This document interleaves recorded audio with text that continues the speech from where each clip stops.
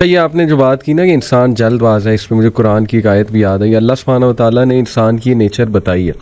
سورہ معارج میں اللہ سبحانہ و تعالیٰ کہتے ہیں کہ بے شک ہم نے انسان کو نگڑلی اور اینکشیس پیدا کیا. بالکل جلد باز ہے.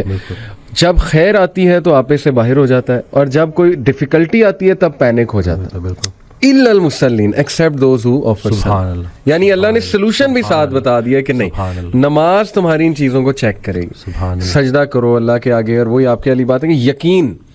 اور میں تو سمجھتا ہوں وسیم بھائی کہ ہماری زندگی میں جتنے بھی مسائل آتے ہیں نا، وہ اللہ کی ذات پہ یقین دلانے کے لیے تو آتے ہیں کہ دیکھیں ہمارے ہاتھ میں تو ہے ہی کچھ نہیں. انسان پہ کبھی کبھی ایسا کوئی پرابلم آ جاتا ہے اس نے ایکسپیکٹ بھی نہیں کیا ہوتا. دس از ویئر، جیسے حضرت علی رضی اللہ عنہ نے کہا تھا نا کہ میں نے تو اپنے ارادوں کے ٹوٹنے سے اپنے رب کو پہچانا. تو اگر یہ چیزیں ہوتی نا وسیم بھائی، تو کیسے ہم اللہ سبحانہ و تعالیٰ کو پہچانتے، اللہ کی پاور کا ہمیں کیسے احساس ہوتا. بالکل. اشفاق احمد صاحب کی بات سے آپ نے سٹارٹ کیا تھا تو مجھے ایک واقعہ یاد آ گیا کہ ایک شخص ان کے پاس گیا اور کہا کہ اشفاق صاحب کوئی زندگی آسان کرنے کی ٹپ دے دو. انہوں نے کہا میں تمہیں موت آسان کرنے کی ٹپ نہ دوں. کہتے ہیں چلے وہی دے دیں.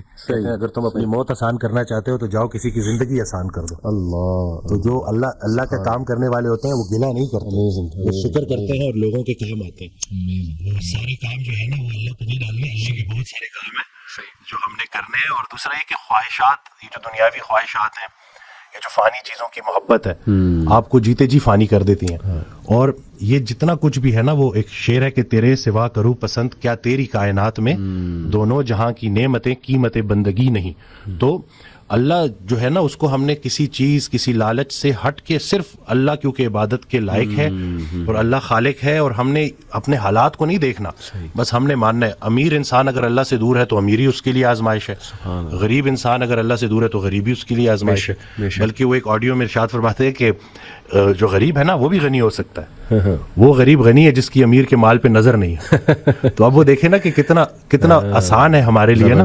زبردست. لیکن یہی ہے کہ اس کو پریکٹس کرنا، اور پھر یہی ہے کہ جو کامیابی کا ہم نے جو ایک معیار رکھ دیا وہ صرف یہی ہے کہ بینک بیلنس اور یہی سب کچھ. تو انسان بھی بیچارہ نا بڑے بڑے گھر بناتا ہے اور سوتا اسی ایک چھوٹی سی تنگ سی جگہ پہ ہے، بستر پہ، جتنی اس نے قبر میں سونا ہے. صحیح بات. اور یہ ہے کہ وہ حضرت کہتے ہیں کہ جو چیزیں تم نے اپنے مرنے کے بعد ویسی چھوڑ جانی اس کو اپنی زندگی میں کیوں نہ چھوڑ دو. ایک اور جگہ کہتے ہیں کہ جن کو تم نے اپنے مرنے کا غم دے کے جانا ہے ان کو اپنی زندگی میں تھوڑی خوشیاں تو دے جاؤ. تو یہ جو ہے نا عمل، مصروف عمل ہونا ہے اور ارد گرد کے لوگوں کے کام آنا ہے. جی اٹ سمز اٹ آل اپ. ماشاءاللہ.